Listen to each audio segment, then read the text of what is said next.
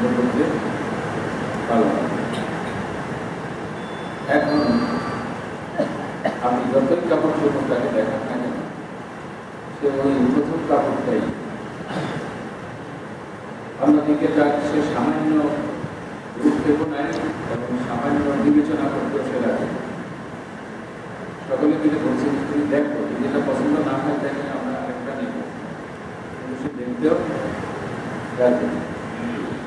এখন এই ছেলেটা হলো হানিফ, দুনিয়াবি লোক, অর্থাৎ অন্যদিকে তার কোনো আগ্রহ বিবেচনায় আনতেও রাজি। একজন মানুষ হানিফ হবে কখন? যখন আল্লাহ সুবহানাহু ওয়া তাআলা প্রদত্ত জীবন বিধানের বাইরে অন্য কোনো দিকে তার কোনো উদ্বেগ নাই, তার কোনো খেয়াল নাই, ও চিন্তা ভাবনা করতেও রাজি। আল্লাহ জীবন দেওয়া জীবন বিধান ছাড়া, রাসূলের দেওয়া জীবন বিধান ছাড়া অন্যদিকে সে বিবেচনা করতে রাজি। এইগুলো মানে জানেও না, ভাবেও না, কোনো দিকেই তার করতে নেই। অন্য জীবন বিধানকে সে গরম করে দেখতেও রাজি, শুধুমাত্র আল্লাহ তাআলা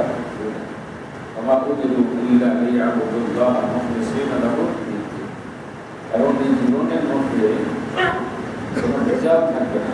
এই ভেজাল যেমন আমরা বলেছি পূর্বে, আমাদের জীবনের মধ্যে বুঝলে আমরা হিন্দুয়ানি রসম আমরা পাব, খ্রিস্টানদের জীবনাচার আমাদের জীবনে পাব, ইহুদিদের জীবনাচার পাব, বাগদাদ থেকে প্রচলিত কিছু নিয়ম নীতি আমাদের জীবনের মধ্যে আমরা খুঁজে পাব।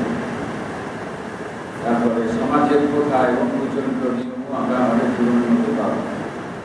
কিন্তু আল্লাহ পাকের নির্দেশ হলো যে না, তোমার জীবনের মধ্যে অন্য কিছু খুঁজে পাওয়া যাবে না।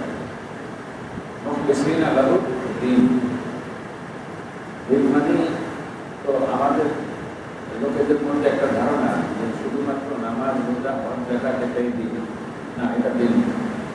দিন হলো জীবনের প্রতিটি কাজ। যেমন আপনি গোসল করতেছেন, কাপড় কাচতেছেন, খাইতেছেন, ঘর দুয়ার ঝাড়ু দিতেছেন। যেমন ঘর দুয়ার ঝাড়ু দেওয়ার মধ্যে দিনদারি কি হবে?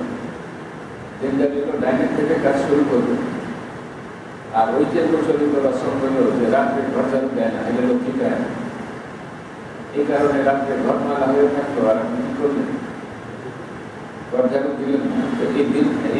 এইখানে আপনার তো ব্যক্তিগত পরিচ্ছন্নতার ক্ষেত্রেও বদলি ঢুকে গেছে। বদলি ঢুকে গেছে। এরকম অনেক কঠিনাটি জিনিস আপনি দেখেছেন যেগুলির মধ্যে ইসলামের কোনো সামান্যতম দখলও নেই এবং ইসলাম এই ব্যাপারে কোনো নির্দেশ দেয়নি, কিন্তু সেগুলি আমরা ওইরকমই মানি যেমন ইসলামকে মেনে চলা যায়।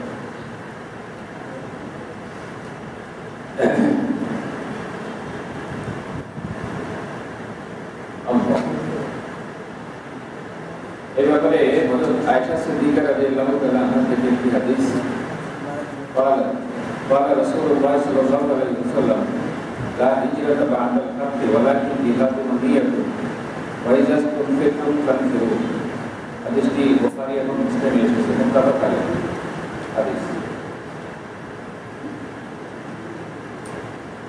যে হিজরত ইবতিদা ইসলামের ফরজ ছিল। ইসলামের প্রথম দিকে মুসলমানদের শক্তি বৃদ্ধির জন্য বিশেষ হিজরত, যেটা মক্কা থেকে মদিনায় অথবা অন্য কোনো অঞ্চলে মুসলমানদের জীবন ইসলামের রীতিনীতি চালানো কঠিন ছিল বিধায় মুসলমানদের সকল শক্তিকে এক জায়গায় করে একটি ইসলামী রাষ্ট্র গঠন করা এবং কাফিরদের বিরুদ্ধে লড়াই করার জন্য শক্তি সঞ্চয় করার জন্য মদিনায় হিজরত করাটা বাধ্যতামূলক ছিল। সেটাই গত জুমায় যে হাদিসটি আমরা আলোচনা করেছিলাম, মুহাজির ইবনে কায়েস, উনি ইবনে কায়েসকে বিয়ে করার জন্য মদিনায় এসেছেন, যদিও হিজরত করা ছিল বিশাল একটি সওয়াবের কাজ। এখন মক্কা বিজয় যখন হয়ে গেল, তখন তো মক্কা আর দারুল কুফর রইল না। মক্কাও কি হয়ে গেল, দারুল ইসলাম হয়ে গেল। এখন আপনি কেন এটা করবেন, হিজরত করবেন? এখন আর মক্কা ত্যাগ করার কোনো দরকার? তাই রাসূলুল্লাহ বলছেন লা হিজরাতা বা'দাল ফাতহে মক্কা, মক্কা বিজয়ের পরে আর ওই বিশেষ হিজরত আর নেই। তবে ওয়ালাকিন জিহাদুন ওয়া নিয়ত, তবে জিহাদ তো কিয়ামত পর্যন্ত চলতেই থাকবে এবং নিয়ত, জিহাদের নিয়ত, হিজরতের নিয়ত। যেমন আপনি একটা যৌথ বাড়িতে থাকেন, এই বাড়িতে ৫-৭ ঘর, জনসংখ্যা বেশি হয়ে গেছে, এখন এখানে থাকতে পর্দা বুঝতে মতো আপনি থাকতে পারতেছেন না, ইসলামের দিন শরীর মানিয়ে চলতে পারতেছেন না, এই জন্য নতুন আরেকটা বাড়ি তৈরি করে সেখানে চলে গেলেন। এখানে হিজরতের নিয়ত যদি আপনি করেন তাহলে হিজরতের সওয়াব হয়ে গেল। মক্কা থেকে মদিনায় যাওয়ার যে সওয়াব ছিল সেই সওয়াব আপনি এখানে পাবেন। তবে হিজরতের জন্য দুটো শর্ত আছে। একটা শর্ত হলো আল্লাহ তাআলার পারমিশন। এখন আমাদেরকে তো আল্লাহ পারমিশন দেবেন না, কারণ আমরা তো নবী রাসূল না যে আমাদের সাথে স্বয়ং আল্লাহ পারমিশন দেবেন।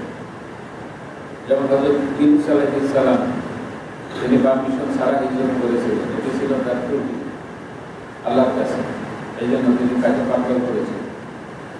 আল্লাহর অনুমতি ছাড়া কেন তিনি হিজরত করবেন? আর রাসূলুল্লাহ সাল্লাল্লাহু আলাইহি ওয়াসাল্লাম সাহাবা ইকরাম সকলকে হিজরত করার পারমিশন দিয়েছেন, নিজের জীবন বিপন্ন হওয়া সত্ত্বেও তিনি হিজরত করেননি। কেন? আল্লাহর পারমিশন হয়। এই গেল ১ নম্বর শর্ত। হিজরতের জন্য ২ নম্বর শর্ত হলো যে আপনি রংপুর থেকে ভোলা হিজরত করবেন, ভোলা থেকে আপনি গাইবান্ধা হিজরত করবেন। কেন করবেন? আপনার দেশে কি দিন প্রচার, দিনের করে পালন করা অসম্ভব প্রমাণিত হয়েছে? না, দিন প্রচার আপনার কি হয়নি, অসম্ভব প্রমাণিত হয়নি। দিন এখানে এমনও হয়নি যে এখানে সকল লোককে, জনশক্তিকে দিনের দাওয়াত দিয়ে দেওয়া হয়ে গেছে, এমনও হয়নি। আবার এখানে দিন প্রচার করার ক্ষেত্রে কোনো বাধাও নাই। কেন আপনি বিদেশে হিজরত করবেন? কেন হিজরত কেন করবেন? এটাকে হিজরত বলে দিনের কিভাবে চালাবে? ১ নম্বরে হলো এখানকার সকল জনগোষ্ঠীকে দাওয়াত দেওয়া কি হয়নি, শেষ হয়নি। ২ নম্বরে এখানে দাওয়াত দেওয়ার ক্ষেত্রে কোনো প্রতিবন্ধকতা নাই। ৩ নম্বরে এখানে আপনি দিনের উপরে চলা আপনার জন্য কোনো অসম্ভব ব্যাপার হয়ে দাঁড়ায় নাই, তাইলে হিজরত করবেন। তাতে এই শর্তগুলি যদি পূরণ হয়, ওই যে বলছি যে পুরান বাড়িতে থেকে দিনের উপরে থাকা অসম্ভব হয়ে গেছে, বাড়ির ভিতরা বড় হয়ে গেছে, একদিনে সারাদিন গান গাইতে ইত্যাদি হয়ে নামাজ পড়ে না, রোড ডাকতো, তারপরে বাড়ির বোঝা ঘন্টা সুবিধা মানে না, সারাদিন নাচ ড্যান্স গান ইত্যাদি হয়ে আছে। এখন এখানে এই পরিবেশে থাকলে আমার ছেলে সন্তান গুলিয়ে নষ্ট হয়ে যাবে, আমার ওয়াইফে নষ্ট হয়ে যাবে, নিজেও নামাজ পড়তে পারি না, ঠিক রাস্তায় কথায় না, আন্তর্জাত করতে পারি না, সারাদিন দায়িত্ব রোড গানা ইত্যাদি, এটিকে দমন করা আমার পক্ষে সম্ভব না। সুতরাং এই অবস্থায় যদি আপনি বিরোধ করেন তাহলে ওয়ালাকিন জিহাদুন ওয়া নিয়ত, নিয়ত আপনার এটা থাকবে। সুতরাং নিয়ত পরিমাণ আপনি সওয়াব পেতে পারবেন। এখানে মূল বিষয় হলো নিয়ত। মূল বিষয়টা কি? ক্লাস। আরেকটা হলো وعن أبي عبد الله جابر بن عبد الله الأنصاري رضي الله تعالى عنه قال كنا مع النبي صلى الله عليه وسلم في غزاة فقال إن بالمدينة لرجالا ما سرتم مسيرا ولا قطعتم واديا إلا كانوا معكم حبسهم المرض وفي رواية إلا شاركوكم في الأجر رواه مسلم।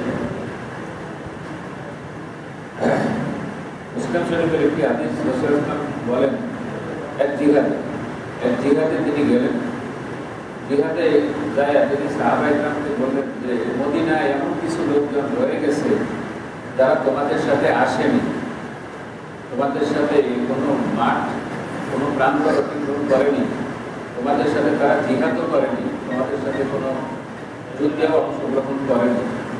সুতরাং সেই লোকগুলো তোমরা যেখানেই যাও তারা তোমাদের সাথে আছে, তারা তোমাদের সাথে আছে এবং তোমরা যেই সওয়াব পাবে সেই সওয়াবও তারা পাবে।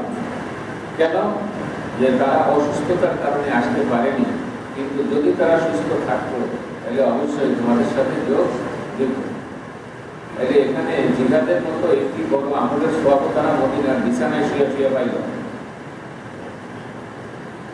জিহাদের মতো একটি কঠিন ইবাদত, এটা কঠিন, যেখানে নামাজ পড়লে তো জীবন দেওয়ার সম্ভাবনা নেই, রোজা রাখলে জীবন দেওয়ার সম্ভাবনা নেই, কিন্তু জিহাদে জীবন দেওয়ার কি আছে?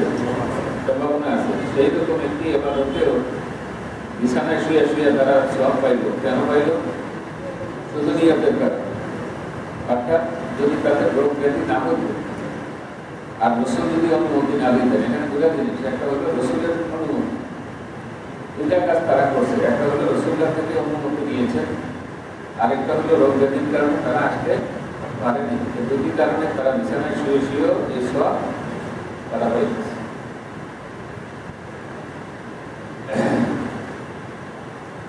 আনাস রাদিয়াল্লাহু আনহু থেকে আরেকটি হাদিস বুখারীতে আছে, রাজানা মিন গাজওয়াতিত তাবুক মা'আন নবী সাল্লাল্লাহু আলাইহি ওয়াসাল্লাম ফাকালা ইন্না আকামান খালাকনা বিল মাদিনাতি মা সালাকনা শাইবান ওয়ালা ওয়াদিয়ান ইল্লা হুম মা'না হাবাসাহুমুল উযর।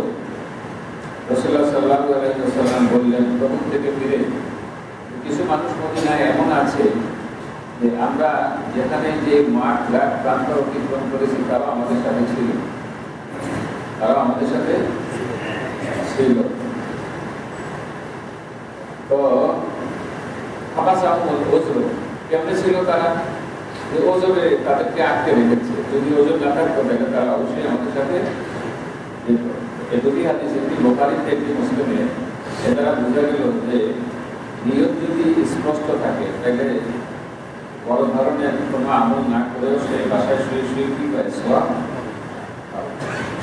এই জন্য ইখলাস, যে কোনো ইবাদত আল্লাহর উদ্দেশ্যে করা এবং নিয়তের পরিচ্ছন্নতা, এই দুটি জিনিস ইবাদত কবুল হওয়ার জন্য খুবই জরুরি। একটা লোক আযান শুনল, আযান শুনে উযু করতে গেল, এমন সময় তার পায়খানা প্রস্রাবের ব্যাগ করল। পায়খানা প্রস্রাবের ব্যাগ সেরে ইতমিনানের সাথে উযু করে মসজিদে গিয়ে দেখতে সালাম ফিরে ফেলেছে। তাহলে আউয়াল তাকবীরে তাহরিমার সাথে জামাতে নামাজ পড়লে যে সওয়াব পাইতো আল্লাহ রাব্বুল আলামিন তাকে সেই সওয়াব দান করবেন। কারণ তার নিয়তের মধ্যে কোনো রকমের ত্রুটি ছিল না, চেষ্টার মধ্যেও কোনো ত্রুটি, যথাসময়ে সে কোনো গরিমসিও করেনি,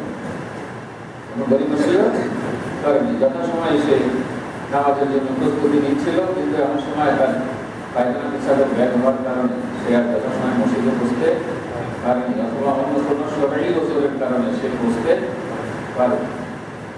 রাসূলুল্লাহ নামাজ পড়তেছে, এমন সময় পিছনে দৌড়াদৌড়ির শব্দ শুনলেন।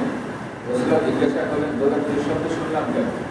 বলে, বুঝলে এই তাকবীরে রাকাত ধরার জন্য একজন দৌড়াদৌড়ি করছে। বলে, না, মসজিদে এসে দৌড়াদৌড়ি করবে, ধীরস্থিরভাবে উযু করবে, ধীরস্থিরভাবে মসজিদে আসবে, এসে যেটুকু পাও সেটুকুতে অংশগ্রহণ করবে, তাইলে পূর্ণাঙ্গ সওয়াব আল্লাহ রাব্বুল আলামিন দান করবে। এমনকি ধীরস্থিরভাবে এসে তুমি যদি জামাত নাও পাও, তারপরেও পূর্ণ জামাতের সওয়াব আল্লাহ আমার নামে। এখন একজন লোক মসজিদে এসে যদি দেখে যে নামাজ শেষ হয়ে গেছে, এখন তার মনের মধ্যে হয় যে মসজিদে জামাত যখন শেষ হয়ে গেল, তাইলে আমি একটু বাইরের বাড়িতে নামাজ পড়ি। না, যাবেন না, মসজিদে নামাজটা পড়ব, তাইলে আল্লাহ রাব্বুল আলামিন আমার নামায় ওই পূর্ণাঙ্গ জামাতের সওয়াব দান করবে। এটা কিসের কারণে? নিয়তটা এমন একটা বরকত।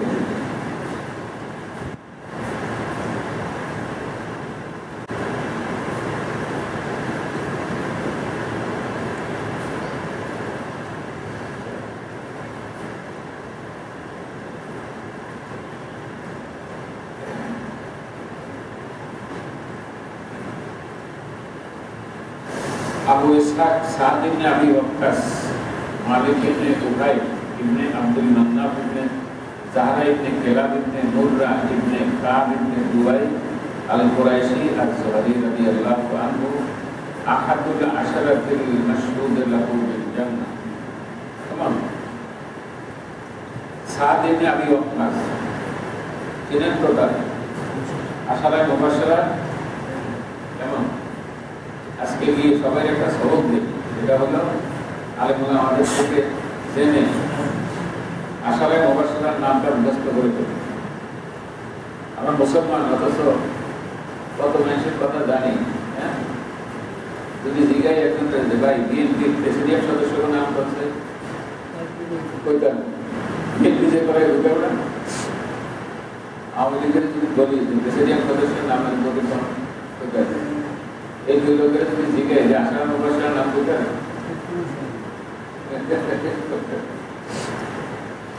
বলতে পারবো না। কেমন দুনিয়া সব পায়, আশরাফ মুবাশশিরের নাম জানে। এটা আজকে সবক দিলাম, আগামী জীবনে দিন সবক। আশরাফ মুবাশশির আমি করবো না, তাই আপনারা চেষ্টা করবেন। আলেমুল্লাহ আমাদের কাছে যাইবেন, যাদের কাছে যাইবেন, এগো একটা ইয়া হবে যে না আমরাও তো জানি আশরাফ মুবাশশিরের নাম তো সাদ ইবনে আবি ওয়াক্কাস রাদিয়াল্লাহু তাআলা আনহু আশরাফ মুবাশশির। قال جاءني رسول الله صلى الله عليه وسلم يعودني। রাসূলুল্লাহ সাল্লাল্লাহু আলাইহি ওয়াসাল্লাম আমাকে দেখতে আসলেন, আমি তখন অসুস্থ। আমি তখন রাসূলুল্লাহ রোগী দেখতে যেত। আমার হাজ্জাতুল বিদা, কোন বছর? বিদায় হজের বছর। বিন ওয়াজি ইস্তাদান, যে আমার রোগ হয়েছিল এবং রোগ খুব কঠিন অবস্থা ধারণ করেছিল। ফাকুলতু ইয়া রাসূলুল্লাহ ইন্নী কাদ বালাগানি মিনাল ওয়াজহি মা তারা। হুজুর, আমার তো অসুস্থতা একটু বেশি, যা আপনি এখন আমাকে দেখতে পাচ্ছেন। আল্লাহ ওয়া আনা যু মালিন ওয়া লা ইয়ারসুনি ইল্লা ইবনাতুন লি। হুজুর, আমার অনেক সহায় সম্পদ, কিন্তু আমার একটি কন্যা সন্তান ছাড়া আর কেউ নেই। আপা সাদ্দাকু বিসুলুসি মালি। রাসূলুল্লাহ বলছেন, হুজুর, আমি কি 3 ভাগের 1 ভাগ সম্পদ সদকা করে দিতে পারি? বাকিটা মেয়ের জন্য রইল। কেমন?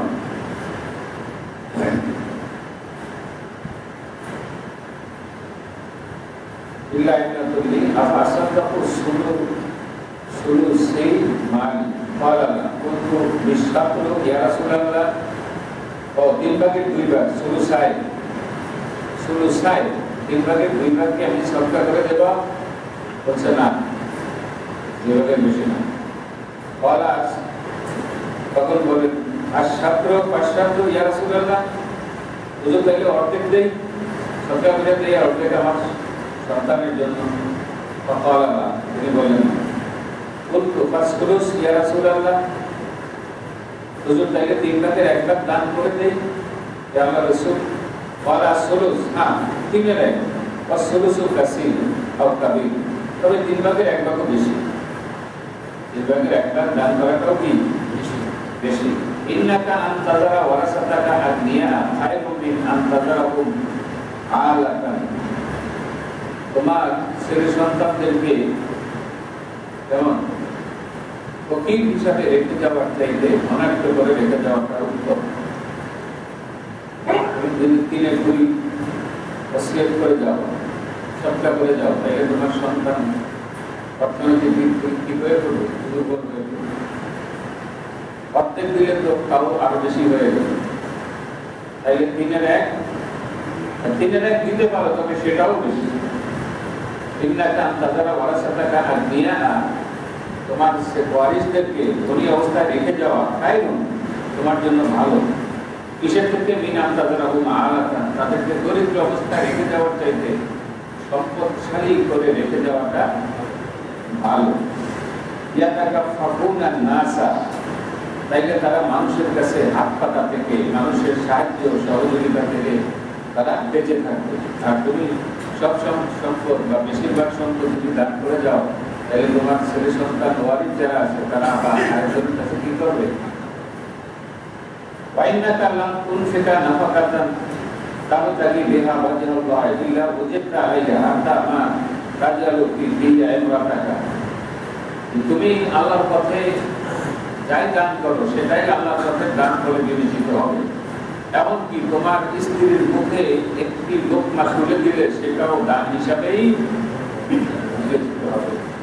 তাদের ছেলে সন্তানের পিছনে বাপ মায়ের পিছনে যে খরচ করা হয় সে খরচটাও ইনফাকি সাবিলিল্লাহ হিসাবে বিবেচিত হয় আল্লাহর কাছে। তবে এই ক্ষেত্রে খেয়াল রাখতে হবে বাপ মা জীবিত থাকলে খরচটা তাদের থেকে শুরু করতে হবে। যেমন মাসাল টু মাসাল একটা উদাহরণ দিই, ঈদে আবার আপনি কিছু বেতন বোনাস পাইছেন, অন্য সময় ঈদে কাপড় চোপড় কিনতে পারেন না, এখন ঈদে কাপড় চোপড় কিনতে পারেন, তাইলে প্রথমে কিনবেন মায়েরটা, তারপরে কিনবেন বাপেরটা, তারপরে করবেন ছেলে মেয়েদেরটা, তারপরে স্ত্রীটা, তারপরে পালে নিজেরটা নেবেন। মায়েরটা কেনার পরে যদি আর বোনাসের টাকা না থাকে বাপের জন্য কিনবেন না, মায়েরটা কিনবেন। আর মায়েরটা বাপেরটা দুইটা কেনার পরে যদি আর বোনাসের টাকা না থাকে কেমন, বা বেতন দিয়ে আপনি চলতে আপনার মাসে কষ্ট হবে, তাইলে আপনি আর ছেলে সন্তানের জন্য কিনবেন। প্রথমে কাটটা বলেন কাটটা,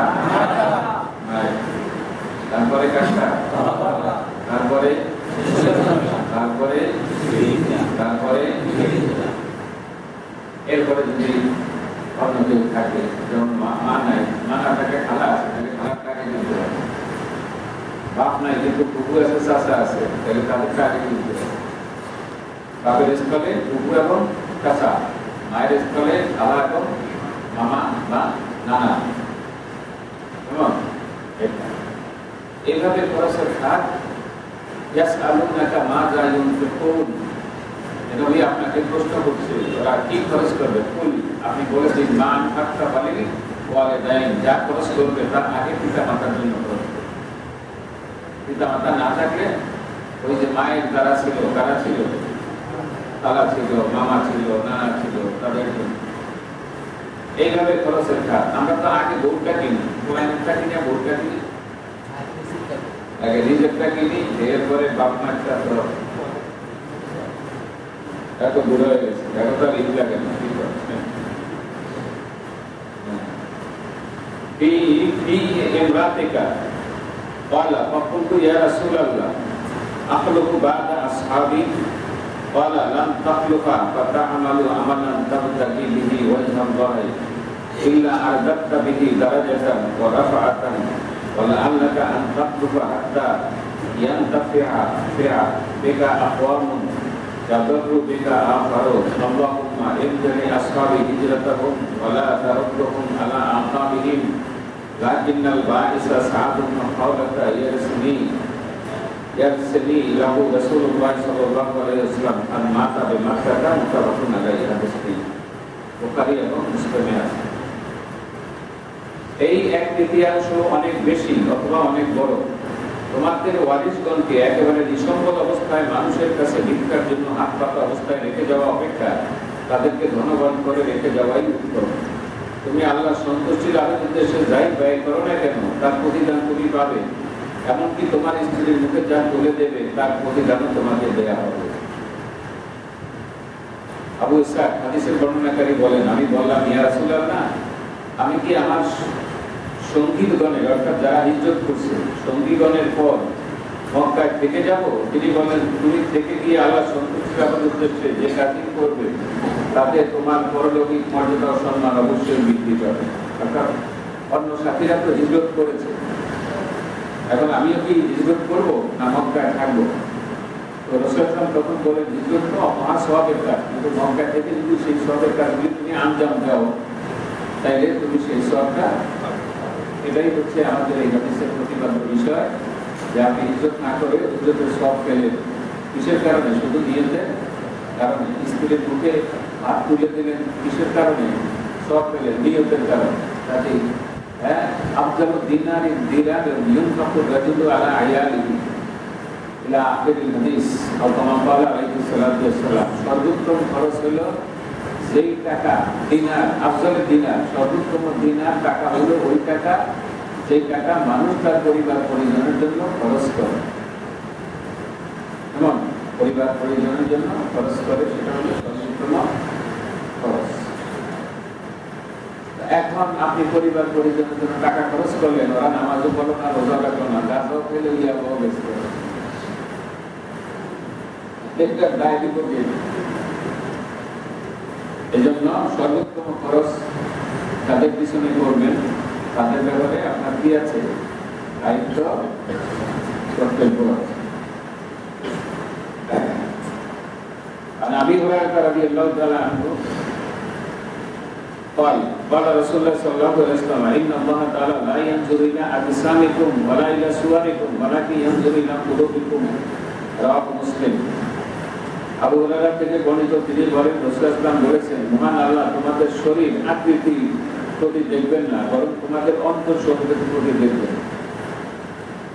কে কত গপ, চেহারা কত ভালো, ডক্টরের কথা বিকারে কেমন, এটার দিকে আল্লাহ দেখবেন না। লা ইয়ানজুরু ইলা সুওয়ারিকুম আজসামিকুম, তোমাদের শরীরের দিকে দেখবেন না, কার বদন কত মোটা, কত স্বাস্থ্য সুঠাম দেহ, এটার দিকে তাকাবেন না। ওয়ালাকিন ইয়ানজুরু, বরং তিনি তাকাবেন ইলা কুলুবিকুম, তোমাদের অন্তরের দিকে।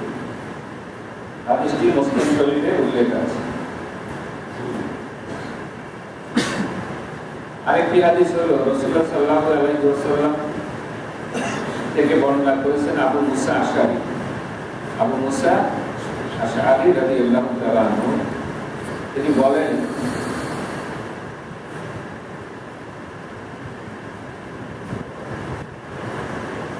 রাসূলুল্লাহকে একজন এসে জিজ্ঞাসা করছে যে এক ব্যক্তি বিরক্ত প্রকাশের জন্য লড়াই করে, আরেক ব্যক্তি আত্মসম্মান বংশগত মর্যাদা রক্ষার জন্য লড়াই করে, আরেক ব্যক্তি লোক দেখানোর উদ্দেশ্যে লড়াই করে, এদের মধ্যে কে আলাদা করতে পারে?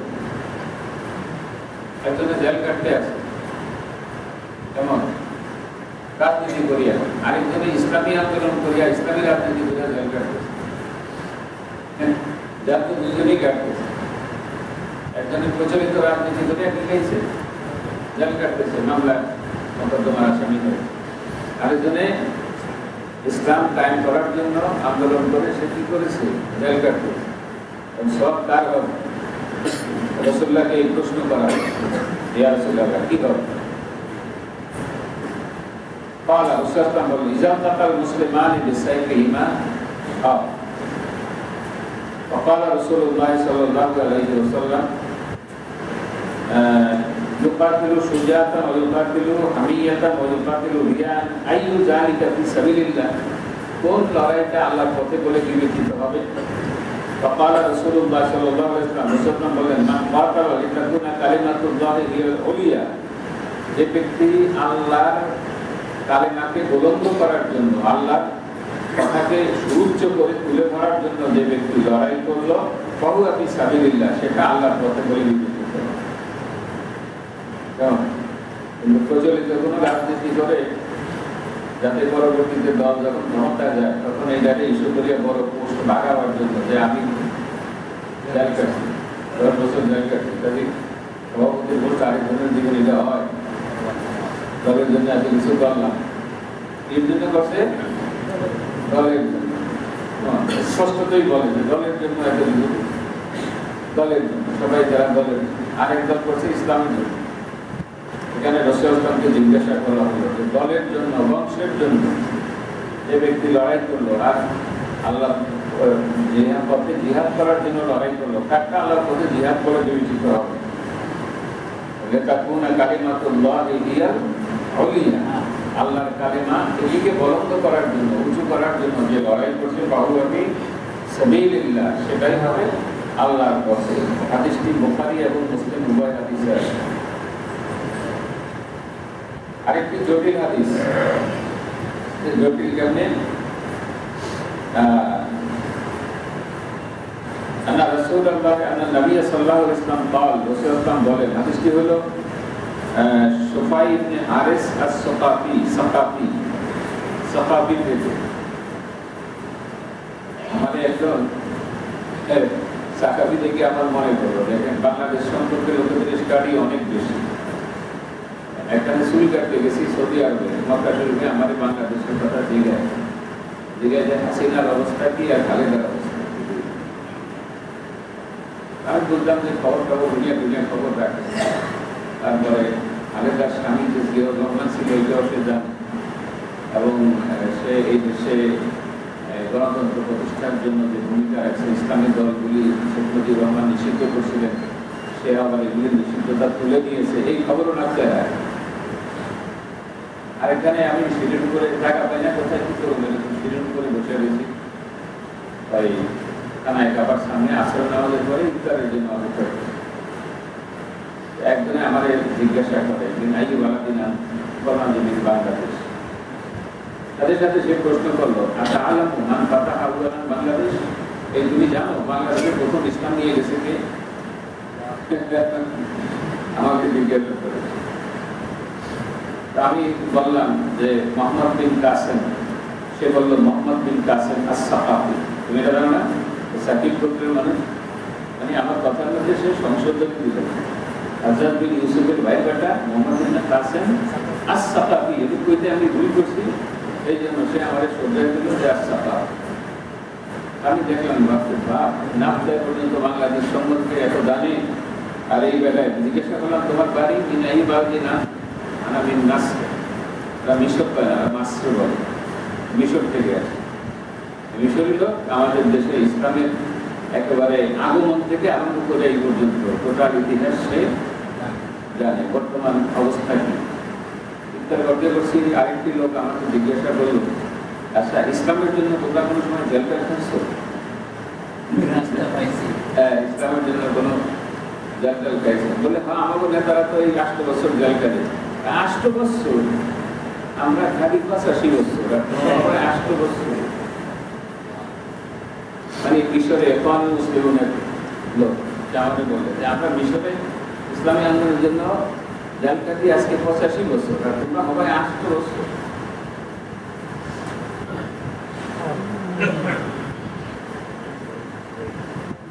আলহামদুলিল্লাহ। তো সেই সাকাফ গোত্রের লোক, হ্যাঁ, ইজাল তাকাল মুসলিমান বিসাইফিহিমা ফাল কাতিলু ওয়াল মাকতুলু ফিন্নার। যখন দুইজন মুসলমান পরস্পরে লড়াই করে, যেমন এই যে আওয়ামী লীগ বিএনপি যেমন লড়াই, অথবা অন্যান্য দলে দলে লড়াই, এই যে লড়াইগুলি করে, এই লড়াইতে কাতিল মাকতুল উভয় জাহান্নামী। যে হত্যা করে সেও জাহান্নামী, যে হত্যা হয় সেও জাহান্নামী। এবং এটা সাহাবায়ে কেরামের পরপরই হয়েছে। যেমন আলী রাদিয়াল্লাহু তাআলা আনহু, হযরত মুআবিয়া রাদিয়াল্লাহু তাআলা আনহু সময় হয়েছে এবং অন্যান্য সময় হয়েছে। অবশ্য আমাদের আকীদাগত বিশ্বাস হলো যে তারা এই আওতার বাহিরে হবে, তার কারণ তাদের যে ভুলটা ছিল সেটি ছিল ইজতিহাদি ভুল। এটা ছিল ইজতিহাদি। সাহাবায়ে কেরামের যে ভুল ছিল সেটি ছিল গবেষণাগত ভুল, কিন্তু কেউ কারোর রক্ত পিপাসু ছিল না। এবং এই সত্য যখন তাদের কাছে স্পষ্ট হয়ে গেছে, তখন তারা নিজে নিজে যুদ্ধ বিরতি দিয়ে দিয়েছে। এরকম পৃথিবীর বিভিন্ন দেশে যে যুদ্ধ হচ্ছে, কেমন সেই সমস্ত যুদ্ধ যে হত্যাকারী, যে হত্যা, উভয় জাহান্নামে যাবে। রাসূলুল্লাহ বর্ণনাকারী বলেন, আমি রাসূলুল্লাহকে জিজ্ঞাসা করলাম, হাযাল কাতিল, হুজুর যিনি হত্যা করছে সে যে বেহেশতে জাহান্নামে যাবে এটি আমাদের কাছে স্পষ্ট, কিন্তু যারাই হত্যা করছে সে বেহেশতে যাবে, সে জাহান্নামে যাবে কিসের কারণে? সে কেন যাবে? ফামা বালুল মাকতুল, ফামা বালুল মাকতুল, কেমন যে যে নিহত হয়েছে সে কেন জাহান্নামে যাবে? বলছে যে বালা ইন্নাহু কানা হারিসান আলা কাতলি সাহিবিহি, যে সেও তাকে হত্যা করার জন্য লালায়িত ছিল, সে ভাগে পায় নাই, পাইলে তারেও সে হত্যা করত। তাহলে এখানে যেটা দেখা যায় সেটা হলো যে সে হত্যা না করিয়াও জাহান্নামে যাবে। কেন? নিয়তের কারণে। নিয়তের কারণে। এক যুদ্ধে এক কাফেরের উপরে এক সাহাবী তলোয়ারের কোপ দিয়ে হিলাম তো বড় মুশকিল। যেমন ম্যাগজিন থেকে গুলি বাইরে গেলে এটা তো আর ফিরানো সম্ভব না। তলোয়ারের কোপটা হাতে থাকলে তখন ফিরানো যায়, কিন্তু দিয়ে বলে এটা তো ফিরানো মুশকিল। এখন এই উঠাইছে পরে সে বলছে লা ইলাহা ইল্লাল্লাহু মুহাম্মাদুর রাসূলুল্লাহ, কিন্তু তারপরে সে তাকে ভুল করেছে। যুদ্ধ থেকে ফেরার পরে রাসূলুল্লাহ সাল্লাল্লাহু আলাইহি ওয়াসাল্লামকে এই কথাটা জানানো হলো। জানানো হওয়ার পরে সে জিজ্ঞাসা করলো, রাসূলুল্লাহ সাল্লাল্লাহু তাকে ডাইকে জিজ্ঞাসা করলেন যে তুমি কেন তাকে হত্যা করলে? উমিদওয়ান মুকাতিলান নাস হাত্তা ইয়াশহাদু আল্লা ইলাহা ইল্লাল্লাহ, আমাকে আল্লাহ পাক লড়াই করার অনুমতি দিয়েছেন লা ইলাহা ঘোষণা দেওয়ার আগ পর্যন্ত। ফাইদা ফাআলু যালিক, যখন লা ইলাহা ঘোষণা করে দিল আসাবু মিনি দিমাহুম ওয়া আমওয়ালাহুম, তাইলে সে তার রক্ত এবং তার সম্পদ আমার থেকে সে বাঁচিয়ে নিল, হেফাজত করে নিল। তাইলে সে লা ইলাহা ঘোষণা দেওয়ার পরে তুমি তাকে হত্যা করলে কেন? তখন সে বলল যে সে আমার তরবার থেকে বাঁচার জন্য লা ইলাহা ঘোষণা দিয়েছে। রাসূলুল্লাহ তখন রাগান্বিত হয়ে বললেন আল্লাহ শাকার টাকা আল্লাহ, তাইলে তোমার তো একটা করা উচিত ছিল, যেটা কোন জায়গায় বাইক করে দেখা উচিত ছিল, তোমার ভয়তে দিছে না আল্লাহ ভয়তে দিছে, এটুকু আর বাদ রাখলা কেন? যখন এতটুকুই জানো যে তোমার ভয়তে দিছে সে কালেমার ঘোষণা তলোয়ারের ভয়তে, তাহলে আর বাকি কাজটুকু বাকি রাখলে কেন? উত্তরে ভারিয়া কোন জায়গা বাইরে দেখা যে আল্লাহর ভয়তে দিছে না তোমার ভয়তে দিছে। আল্লাহ শাকার টাকা আল্লাহ। রাসূল সারাদিন আর ঘরে যাননি সেদিন, শুধু পায়চারি করছেন বারান্দায় বারান্দায় মসজিদের, আল্লাহ শাকারটা কালবা, আল্লাহ শাকারটা কালবা, আল্লাহ শাকারটা কালবা, আল্লাহ শাকারটা কালবা। সারাদিন শুনতার মুখে এই একটা কথা, তিনি শুধু মসজিদের বারান্দায় পায়চারি করছেন আর এই কথা বলছেন। কালকে এমন দিন আল্লাহর কাছে আমি কি জবাব দেব? লা ইলাহা পাওয়ার পরেও তাকে আমার সাহাবীরা কি করেছে? হত্যা করেছে, আমি কি জবাব দেব? আর আমরা তো কি করেন বাংলাদেশে কি পরিমাণ ঘুম হইলো আর কি পরিমাণ ঘুম হইলো, এত কিছু ঘুম ঘুম করার পরেও এরা ঘুমায় কেন? চিন্তা করে এত এত খুনের বোঝা মাথায় নিয়েও তারা ঘুমায়, তৃপ্তি তারা ঘুমায়। আর রাসূল নিজে করেননি, ভুলক্রমে যুদ্ধের ময়দানে একজন হত্যা হয়ে গেছে, সেই জন্য রাসূল সারাদিন পায়চারি করছেন আল্লাহ শাকার টাকা। আর এখন ডজনকে ডজন কত মায়ের বুক খালি করলাম, তারপরেও আমাদের ভুল হচ্ছে। তাইলে ওই সমস্ত কাফেরদের চাইতে আমাদের মন করা বেশি শক্ত। সেটা হলো বাবুদ তাওবা। বাবুদ তাওবা আর তাওবা আর তাওবা হিয়া নাদামা। মানুষ তো অন্যায় করবে। একটি হাদিসে আসছে যে মানুষ যদি অপরাধ না করত, তাইলে আমি আবার এই মানুষ পাল্টায়া পৃথিবীতে অপরাধ প্রবণ একটা জাতি তৈরি করে তাদেরকে দিয়ে অপরাধ করাইতাম, ক্ষমা চাইতাম আর আমি ক্ষমা করতাম। মানুষ যদি কোনো অপরাধ না করে, তাহলে অপরাধ প্রবণ একটা জাতি আমি তৈরি করে তাদের দিয়ে অপরাধ করাইতাম, আমার কাছে ক্ষমা চাইতাম। তাইলে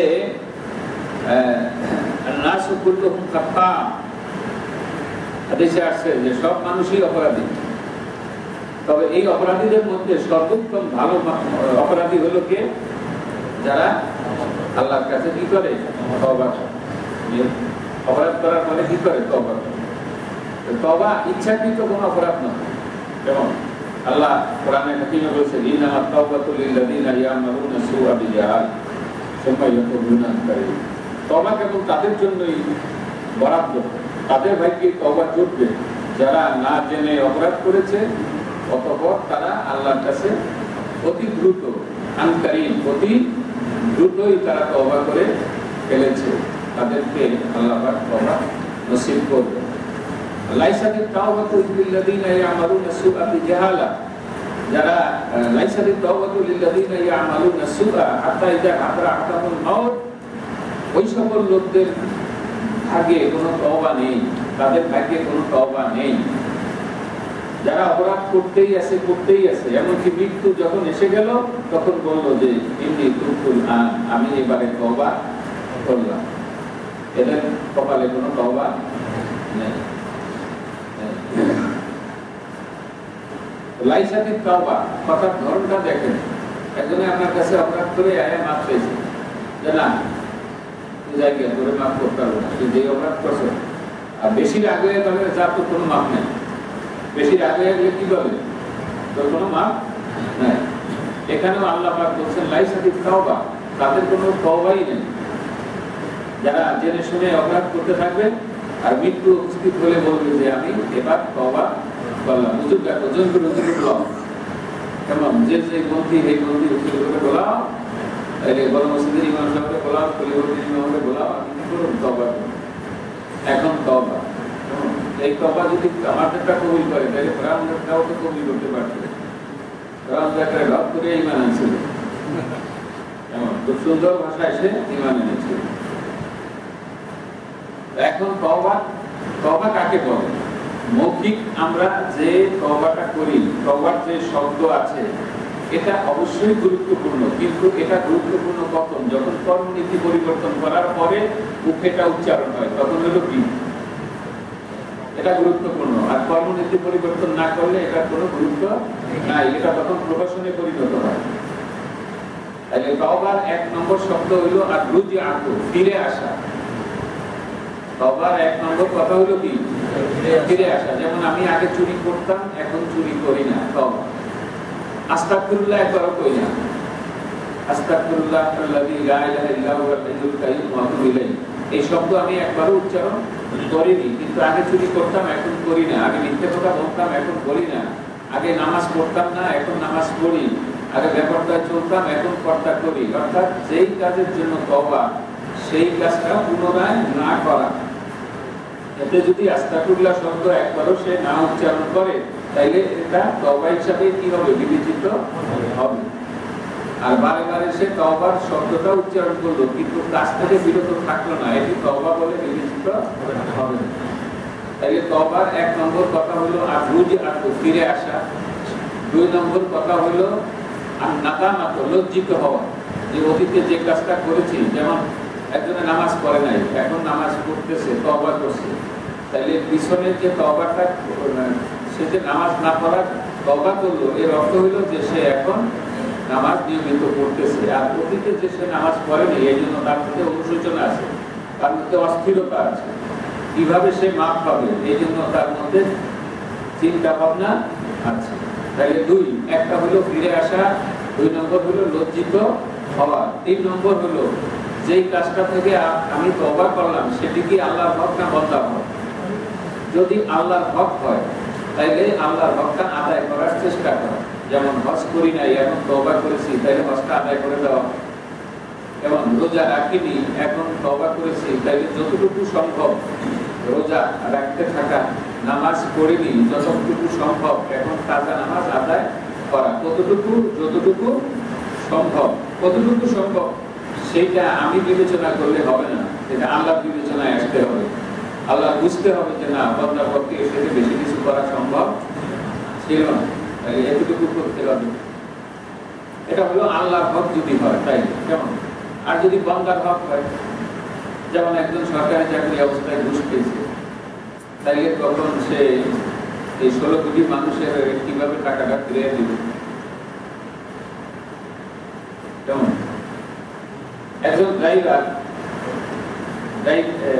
সরকারি চাকরি করত, তো সে নামাজ টামাজ করত, সবসময় রোজা রোজা করতো, শরীয়ত সে মানত, কিন্তু গাড়ির তেল সে চুরি করতো এরকম তার অভ্যাস নাই, ছিল না যে সে গাড়ির তেল চুরি করেছে, তারও এটা মনে নাই বা এই ধরনের অভ্যাস ছিল না। তবে এই গাড়ি দিয়ে অনেকের লিফট দিচ্ছে, লিফট দেওয়ার পরে তারা টাকা পয়সা দিচ্ছে, সেটা সে কি করছে? গ্রহণ করছে। এখন এই জন্য, কিন্তু সেখানে তো ওই যে এন্ট্রি বইতে তো ওখানে তো ওটা এসেছে। পরে সে তার সঙ্গীত ফিরে আসলো, আমাকে সে বললো যে আমি একটা সংক্ষিপ্ত হিসাব নিয়ে লাখ-5 টাকা সরকারি ফান্ডে আমি ফেরত দেবো সিদ্ধান্ত করেছি। আপনি ফেরত দিলে সরকারি ফান্ডে যাইব, টাকা যাইব। এমনি পাইছেন, আমি অফিসারদের সাথে আলাপ করছি, তাদের কাছে আমি ক্লিয়ার বলছি, তারা বলছে যে তাইলে তোমাকে এটা সোনালী ব্যাংকে পে অর্ডারের মাধ্যমে ওইভাবে দিতে হবে যাতে সরকারি ফান্ডে কি হয়, রিটার্ন হয়, জমা হয়। এখন দেখেন, এছাড়া তো তার কিছু করা নাই। এখন সে সর্বোচ্চ চেষ্টাটাই করেছে, আমি জানি, তওবা করছে, অনুশোচনাও আসছে, এবং এই টাকাটা সে কি করছে? রিফান্ড করেছে। এখন এইরকম রিফান্ডেবল যদি হয় তাহলে সেটা রিফান্ড করতে হবে, সরকারি ফান্ডে হোক, ব্যক্তিগত হলে ব্যক্তিগত। আর যদি ওয়ারিশ ঠগে থাকি তাহলে ওয়ারিশের জমিটা হিসাব করে দিতে হবে। কারোর জমি যদি আমি অন্যায়ভাবে রেকর্ড করে থাকি, দখল করে থাকি, তাহলে দখলও ছেড়ে দিতে হবে এবং দখলও কি করতে হবে, সংশোধন করিয়ে দিতে হবে। তাইলে তওবার জন্য শর্ত হইল 1 নম্বরে লজ্জিত হওয়া, 2 নম্বরে ওই কাজ আবার না করা, 3 নম্বরে আল্লাহ হক হইলে আদায় করার চেষ্টা করা, আর বান্দার হক হইলে তাও সম্পূর্ণভাবে এটা রিটার্ন করা। এটা যদি হয়, আর সাথে সাথে যদি মৌখিক তওবা, যেমন রাসূলুল্লাহ মৌখিক তওবার কথা বলছেন যে আমি দিনে 100 বারের বেশি তওবা করি, এক বর্ণনায় আছে 70 বারের বেশিও তওবা করি, তাহলে রাসূল যার কোনো গুনাহ ছিল না, তিনি যদি 100 বার তওবা করেন, 70 বার তওবা করেন, তাহলে আমাদের তওবার অনুভূতিটা কিরকম থাকা উচিত? আমাদের তওবার অনুভূতিটা বিশেষত রাসূলুল্লাহ যখন শুইতে যাইতেন,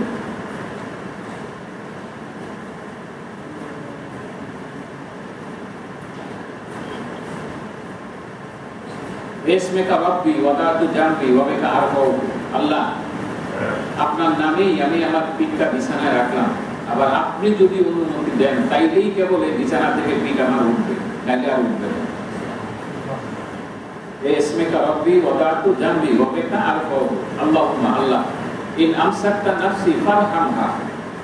যদি এই শোয়াতেই আপনি আমার রুহুটাকে রেখে দেন, রুহু তো আমি শুইলে নিয়ে যাবেন, এই নেওয়াটাই যদি শেষ নেওয়া হয়, তাহলে আমার উপরে আপনি রহম করিলেন, আমার রুহুর উপরে আপনি কি করেন, দয়া করি।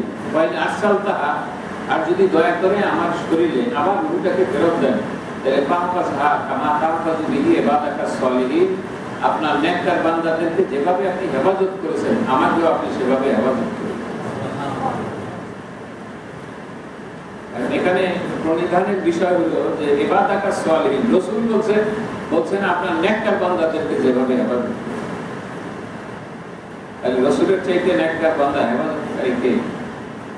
এখানে তাওয়াজু, ইনকিসারি, মানে নম্রতা, রাসূলের নম্রতাটা দেখেন কিরকম, যে তিনি নিজেকে ইবাদুস সালিহিন মনে করছেন না। কেমন অন্য ইবাদুস সালিহিন যারা, নেককার বান্দা যারা, তাদের মতো আমাকে আপনি হেফাজত করুন। আল্লাহুম্মা, হে আল্লাহ, ইন্নী আসলামতু নাফসি ইলাইক, আমি আমার নফসকে আপনার কাছে জমা দিলাম, সবর্দ করে দিলাম, বিছানায় বিছায়া আমি আমার নফসটাকে আপনার উপরে সবর্দ করে দিলাম। ইন্নী আসলামতু নাফসি ইলাইক ওয়া ওয়াজজাহতু ওয়াজহি ইলাইক, এবং আমার গোটা দেহ মন সবটাকে আপনার দিকে নিবেদিত করলাম। ওয়া ফাওয়াদতু আমরি ইলাইক, আমার যত কাজকর্ম আছে দুনিয়াবি উখরাবি সব কিছু আপনার উপরে ন্যস্ত করলাম। ওয়ালজাহতু যহরি ইলাইক, আমার পিঠটা আপনার কাছে জমা দিয়ে দিলাম। কেন দিলাম? রাগবাতান ওয়া রাহবাতান ইলাইক, ভয়ও দিলাম, আশাও দিলাম। এখানে দুটো জিনিস, একটা আশাও আছে আর একটা ভয়ও আছে। ভয় এবং আশা, এই দুইয়ের মাঝখানে হলো ইমান। লা মালজা ওয়ালা মানজা মিনকা ইল্লা ইলাইক, আপনি ছাড়া পালিয়ে যাওয়ার কোনো জায়গা নাই, আশ্রয়ের কোনো পথ নেই। আমানতু বিকিতাবিকাল্লাযী আনজালতা, আপনি যে কিতাব নাযিল করেছেন তার উপরে আমি ঈমান আনলাম। ওয়া রাসূলিকাল্লাযী আরসালতা, এবং যে রাসূল আপনি দুনিয়াতে পাঠিয়েছেন তার উপরেও আমি ঈমান আনলাম। তাই রাসূল প্রতিদিন শোয়ার সময় ঈমানটা দোহরাইতেন। আমানতু বিকিতাব, অথচ কিতাব তার উপরে নাযিল হয়েছে, রাসূল তিনি, তারপরে তিনি ঈমান দোহরাচ্ছেন। আমানতু বিকিতাবিকাল্লাযী আনজালতা ওয়া রাসূলিকাল্লাযী আরসালতা। বিছানায় মাথা দিয়ে তিনি দোয়া করতেন, কি করতেন? আল্লাহুম্মা কিনি আযাবাকা ইয়াওমা তাবআসু ইবাদাকা, আল্লাহ যেদিন আপনি আপনার বান্দা থেকে আবার পুনরায় উঠাবেন সেদিন আমাকে আপনার আযাব থেকে রক্ষা করিয়ে। আল্লাহুম্মা কিনি আযাবাকা ইয়াওমা তাবআসু ইবাদাকা। আবার যখন ডাইন কাঁধের থেকে বাম কাঁধের থেকে লা ইলাহা ইল্লাল্লাহুল ওয়াহিদুল কাহ্হার রাব্বুস সামাওয়াতি ওয়াল আরদি ওয়া মা বাইনাহুমাল আজিজুল গাফফার, এই দোয়া তিনি পড়তেন। এটা তুলে ধরার অর্থ হলো এই যে তাওবার যে অনুভূতিটা এবং আল্লাহর কাছে নিজেকে সমর্পণ করার যে অনুভূতি রাসূলের মধ্যে কত বেশি পরিমাণ ছিল। শয়নে, সকরণে, জাগরণে, এমনকি রাতে হঠাৎ চক্ষু খুলে গেলেও তিনি এই দোয়াটা করতেন, লা ইলাহা ইল্লাল্লাহুল ওয়াহিদুল কাহ্হার রব্বুস সামাওয়াতি ওয়াল আরদি ওয়া মা বাইনাহুমাল আজিজুল, তাহলে শয়নে স্বপনে জাগরণে যেমন আহারে নিদ্রায় দুঃখে বেদনায় সব সময় নিজেকে আল্লাহর উপরে সমর্থ করার এই যে অনুভূতি রাসূলুল্লাহ সাল্লাল্লাহু আলাইহি ওয়াসাল্লামের আমাদের মধ্যে যতদিন পর্যন্ত এই ধরনের অনুভূতি সৃষ্টি না হবে ততদিন পর্যন্ত আল্লাহর ভালোবাসার দাবি করাটা একটা মিথ্যা দাবি ছাড়া আর কিছু মিথ্যা দাবি ছাড়া। তো আজকে সময় আর নেব না, এখানে শেষ করলাম। তওবার ব্যাপারে ইনশাআল্লাহ হাদিস আল্লাহ তৌফিক দিলেন আগামী দিন।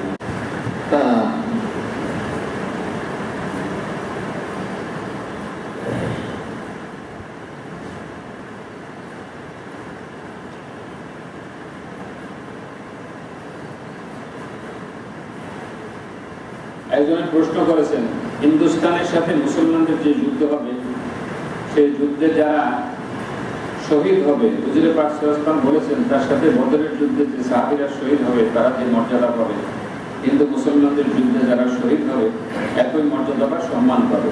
সেই যুদ্ধের আগের আলামত কি? আমরা যদি বেঁচে থাকি সেই যুদ্ধে শহীদ হতে পারবো, আর বাঁচিয়ে থাকলে যুদ্ধে শহীদ হতে পারবেন। প্রশ্নকারীকে বলবো আমার নাম্বারটা নিয়ে যে আর আগামী শুক্রবারের আগে আমাকে বিষয়টা স্মরণ করিয়ে দিয়ে, তাইলে এটা তো এক কথায় হবে না। আমি তাইলে এই বিষয়ে নোট নিয়ে আপনাদেরকে বিস্তারিত জানাবার চেষ্টা করব।